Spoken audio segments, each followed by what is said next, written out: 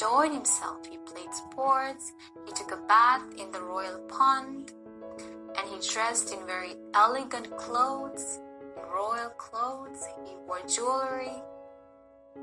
He enjoyed himself very much because he was very happy to see that monk who led a very free life. So that day he enjoyed himself and returned back to the palace. Meritorious children, from the moment Prince Siddhartha saw this figure of a monk, that's the only thing that was working in his head. He was thinking about this monk. He was thinking, oh, what a free life, what a peaceful life, what a serene life. Oh, I wish I can live such a life. He's a monk, he's independent, he's looking to find a way out of this unhappy life, this painful life, where we have to age, where we have to grow old, get sick and die. So he was very pleased about this monk. So when he returned back home that day, he was thinking deeply about life. He's thinking, what is this life? Aging, dying, growing old. What is the meaning of this life? And he seemed sad. He didn't pay attention to anything around him. He was just sitting there thinking. Now that evening, he was sitting there looking very sad. And so the entertainers, the dancers, came in front of Prince Siddhartha and they started to dance. They were moving in harmony with the melody, they were singing, they were playing instruments, they were doing everything they could to entertain the prince. The dancers were wearing beautiful, elegant silk clothes. They were trying their best to entertain Prince Siddhartha. But Prince Siddhartha didn't pay any attention to those entertainers. He was all alone thinking about life. He didn't pay any attention to the dancers or the singers. So while he was thinking, he fell asleep. Now on that same day, something very interesting happened. When Prince Siddhartha returned from the royal gardens, he got a news. What was that news? He got the news that his wife, Princess Yashodhara, had given birth to a son. And when he heard this, he thought, oh, another attachment to life. And so that baby was named Rahula. What was the name of the baby? The baby's name was Prince Rahula. So that day, as the prince was thinking more and more about life, he fell asleep. When he fell asleep, the entertainers, the dancers, talked among themselves and they said, the prince isn't interested in our dances and our singing. He's sleeping. So why don't we sleep as well? So they lied on that same hall, they laid on the ground, and they slept. So as time went by, it was dark. And the prince woke up in the middle of the night. And when the prince woke up, he saw how all those dancers were sleeping on the same hall as the prince. Their clothes were messy, their hair was messy, some were sleep-talking, some were moaning, and some had saliva coming out of their mouth. It looked very disgusting. And so when Prince saw this, he got even more disgusted with life. He wondered, what is this life? It's a nuisance. And he thought, this luxurious life is of no use. There is no meaning to this life. This life I lead is not going to take me to the path of escaping from this suffering. And he thought, but that monk is practicing, is trying to find the way out of all this suffering. And he thought, alright, then I'm going to become a monk.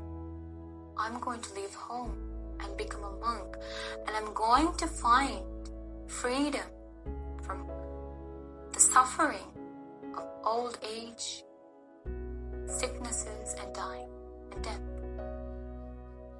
I'm going to find the way out of all these things. I have to grow old, I have to get sick and die. And people around me, my parents, my wife, my child, is going to grow old. They're going to get sick, and one day they're going to die. They'll also have to suffer. I must find a solution to this problem, he thought. And that night, my dear children, on an Asala full moon day, the prince decided to leave home and become a monk. Now this is called the Great Renunciation. Renunciation means leaving home, leaving all his wealth, all his loved ones, and going to become a monk to find true freedom, to find true happiness. So that night, he went and called his charioteer, Chandan, his driver, Chandan, and he said, Chandan, today I'm going to leave home. I'm going to become a monk. Chandan, go and arrange my chariot. So Chandan went to the barn and he arranged the chariot. He made sure that there were no noise being made. He made sure that everything was quiet. Because if someone wakes up, they'll get to know. And they'll stop the prince from leaving. So now meanwhile, the prince was thinking. Who do you think he was thinking about? Who was he thinking about? He was thinking about Princess Yashodhara and his newly born baby boy Rahul. He thought, oh, I wish I could see the baby and cuddle the baby one more time before I leave. So he slowly, on his tippy toes, went up to the top story and went to Princess Yashodhara's bedroom. He slowly opened the door and looked. And there he saw Princess Yashodhara fast asleep with Prince Rahula cuddled up to her. Prince Siddhartha thought, oh, I wish I could cuddle the baby one more time. Because remember, Prince Siddhartha is a father. His love for his son is what led him to think in this way. He wants to hold the baby. No, my dear children, when you were small, your parents were also like that. They came, they held you, they cuddled you, they played with you. Why? Because parents love their children. Don't they? They do. So just like that, Prince Siddhartha wanted to hold the baby one more time. He looked at Princess Yashodhara, but he thought, no, if I go and hold the baby, then Princess Yashodhara might wake up. And if she wakes up, she's going to stop me from leaving. And so he thought, no, I shouldn't hold the baby then. So for the final time, meritorious children, he looked at his loving wife and his baby boy, and he left. Meritorious children. Now did Prince Siddhartha leave Princess Yashodhara and Prince Rahula because he didn't love them? No. He loved them very much. He loved them very much. They led a very happy life, remember? Princess Yashodhara and Prince Siddhartha led a very happy life. Prince Siddhartha loved his wife very much, and he loved his son Rahula. But out of compassion to all beings, including Princess Yashodhara and Prince Rahula, he wanted to find a way out of suffering, of this unhappiness in life. He wanted to find the true happy life. He didn't want to see his wife and child having to suffer because of aging, because of falling ill and dying. He wanted to give them the freedom from all those things. He wanted to see them happy, and he wanted to give that solution to all beings in this world. So out of most compassion to all beings in this world, that day Prince Siddhartha loved his luxurious life, his happy life that he led for 29 years. Now imagine a person who led such a luxurious life, leaving home out of compassion for all beings. Only a Supreme Buddha does that. There's no one in this world who does that. Because our great teacher, the Supreme Buddha, is most compassionate, only a Supreme Buddha leave all the luxuries in life and go to become a monk to find the solution to suffering, to this unhappy life, and find the true happiness. And so, my dear children, that day, Prince Siddhartha went to the chariot, and Channa was waiting with horse Kantaka. And so, he got onto the chariot, and they started to go. Now, when they came to the gate, something miraculous had happened. All the gatekeepers were fast asleep. Now, this is a miracle because King Suddhodana made sure that the gates were always locked and that all the gatekeepers were always awake, because he knew that one day Prince Siddhartha might try to leave. And so he warned this to all the gatekeepers and made sure that there were gatekeepers in all 4 gates in the kingdom. But that day, all the gatekeepers were asleep. And the Devas came and unlocked the gates. So the gates were open. Now all this happened because of Prince Siddhartha's merit. He's a very meritorious person. And when horse Kantaka was walking, there were no noise coming out through the footsteps. That was also a miraculous thing. Everything was helping Prince Siddhartha to leave home without anyone knowing. He didn't tell anyone that he was leaving, because if they knew, then they'll try to stop him. So that day, on an Asthala full moon day, Prince Siddhartha with Channa and horse Kantaka left the Kapilavastu kingdom from the eastern gate. Now, just when he left the gate, a person who looked like a divine being, dressed in gold and jewelry, appeared in front of him. Now, guess who it was? It was a person named Mara, the evil one. He came and he worshipped Prince Siddhartha and said, "Dear Prince Siddhartha, don't leave home. Prince Siddhartha, stay at home for 7 more days and you can become the universal king. You can rule this whole universe peacefully without any wars."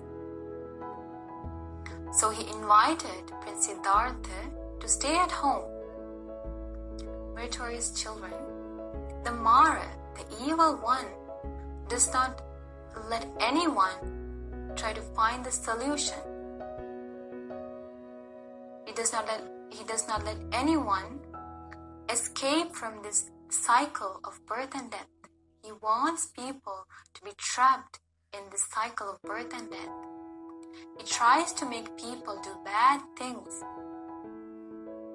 and he makes people stuck in this samsara, this cycle of birth and death.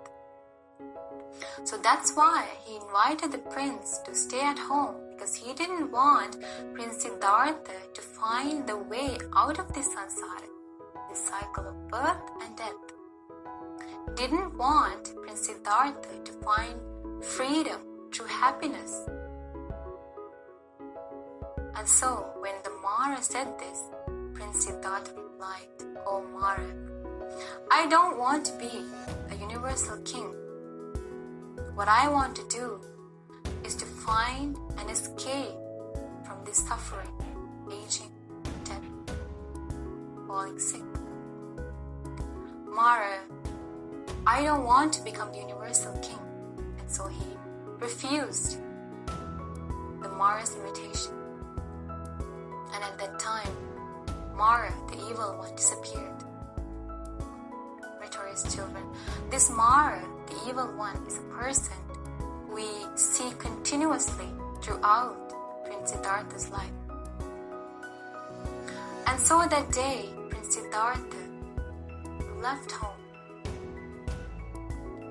He went through the kingdom Kapilavastu and he came to the river called Anoma. What's the name of the river? River Anoma. And he crossed the river on an Asala full moon day. Now, meritorious children, in India, rivers are very wide but not deep. Only during the rainy season do those rivers overflow and get deep. But in July, it was not the rainy season, so Prince Siddhartha was able to walk across or go across the river easily on the chariot. So Prince Siddhartha, Channa, and horse Kantaka crossed the river and went to the shore, went to the sandbank on the other side. Prince Siddhartha took off his jewelry, wrapped it in a golden cloth, and gave it to Channa. He cut off his hair and he threw it up into the sky. And he told Channa, "Channa, you've been a good friend to me. Channa, now go back to the palace. Go back to the palace with horse Kantaka and tell my parents that I left home to find the solution, to find true happiness to this life." Now, meritorious children, at that time, Channa and horse Kantaka was very sad. They were crying. Channa fell down on the feet of Prince Siddhartha and he was crying. Horse Kantaka was crying. They were all very sad.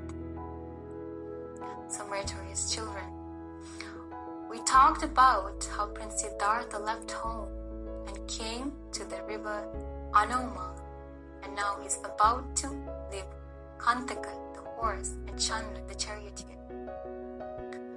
So from the next episode, we'll continue the story and find out what happened to Prince Siddhartha, so on.